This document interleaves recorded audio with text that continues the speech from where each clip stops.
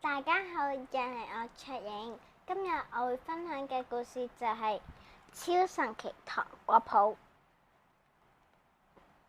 有一日，小豬咚咚咚咁樣行去森林裏面，發現森林竟然有一間超神奇糖果鋪啊！佢從未見過呢間糖果鋪㗎，佢就諗住去買啦。狸貓先生，呢啲食咗嘅糖果會發生咩事㗎？狸貓先生就話：呢啲係超神奇糖果，食咗呢就會有好多唔同嘅神奇力量㗎啦。小豬先把一粒黃色嘅糖放入口，好甜啊！但係任何事都冇發生啊！唔係，你試下拎起呢嚿大石頭啊！唔得，梗係唔得啦！咁大嚿石頭，我點樣拎得起啊？小豬一路話唔得，一路就試下拎。點解我會拎得到呢嚿大石頭嘅？狸貓先生就笑眯眯咁講：我都話咗你實拎得起㗎啦。過咗一陣，小豬食晒啲糖果啦，佢諗住再拎翻呢個大石頭啦，點知點拎都拎唔到啊！狸貓先生就話：因為你食嘅糖已經個效力消失咗啦。狸貓先生又俾小豬試另外一粒，今次就係藍色。小豬都好甜，但係又冇事發生喎。狸貓先生就話：你試下哇一聲啦！哇！點知佢嗌到狸貓叔叔都就快暈啦，因為佢真係嗌得好大聲啊，連小豬都嚇咗一跳。但係狸貓先生又俾佢試多一粒，今次原來係綠色。小豬，你哋估唔估到發生咩事啊？我哋一齊睇下。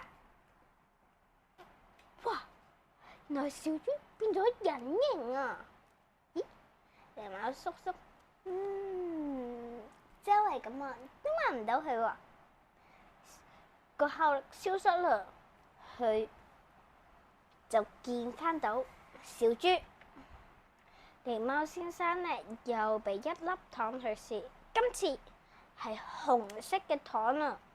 唔知會發生咩事呢？你哋估唔估到呢？我哋一齊睇下咯！哇！原來小豬變咗一隻大野狼啊！哇！小豬就同狸貓叔叔講：唔該，我要3粒紅色糖，1粒綠色糖啦。唔該。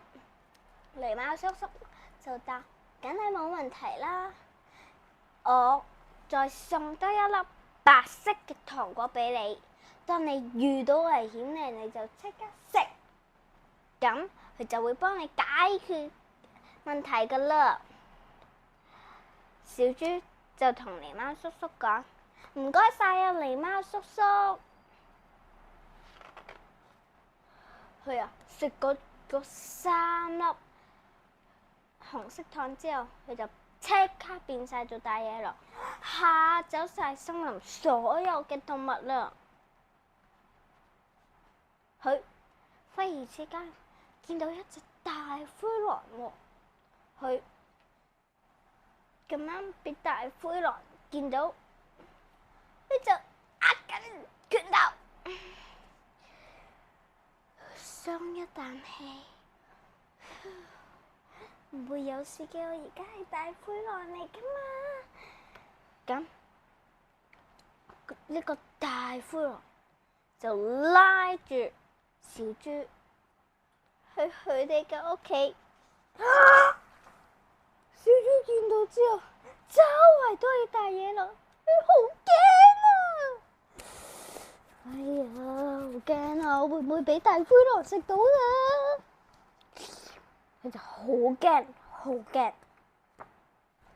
喺呢個時候，佢條尾巴出返嚟啦。其他啲大灰狼都聞到好似有豬味，小豬就驚大灰狼一定會食咗我㗎。弊，佢個身體、手手腳腳都變晒做粉紅色，只剩個頭未變啫。喺呢個時候，小豬咁啱攞粒綠色糖，佢變咗隱形，走咗啦。點知個糖消失太快啦！啲大灰狼捉到小豬。喺呢個時候，佢啱啱醒起，地貓叔叔講過，食呢粒白色糖就可以幫我解決任何嘅問題。你哋估下發生咩事？一齊睇下啦！哇！原來佢個身體變得越嚟越大，嚇走晒啲大灰狼啊！哇！啲大灰狼見到小豬就嚇到走晒，走嚟走去，諗啲去啲地方匿埋自己啊！小豬就話：神奇糖果真係好有趣，但係我以後都係食返一般嘅糖果好啦。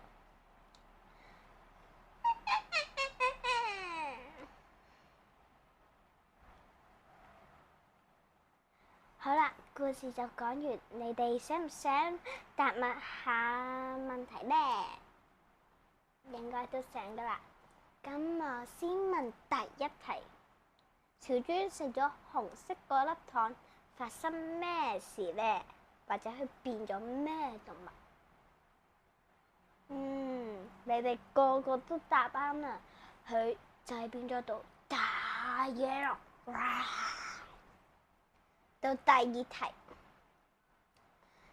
小豬食咗咩糖之後，咩顏色嘅糖就變咗隱形呢？你哋全部人都答啱，佢就係食咗綠色嗰粒糖啊！到最後一題，小豬食咗邊一粒糖之後變得好巨型，嚇走晒啲大灰狼呢？你哋全部人都答啱晒，佢就係食咗白色嗰粒啦。如果你鍾意我呢個故事嘅話，就記得 like、subscribe 我嘅有人故事 channel，同埋 share 俾你哋啲朋友聽啦。再見。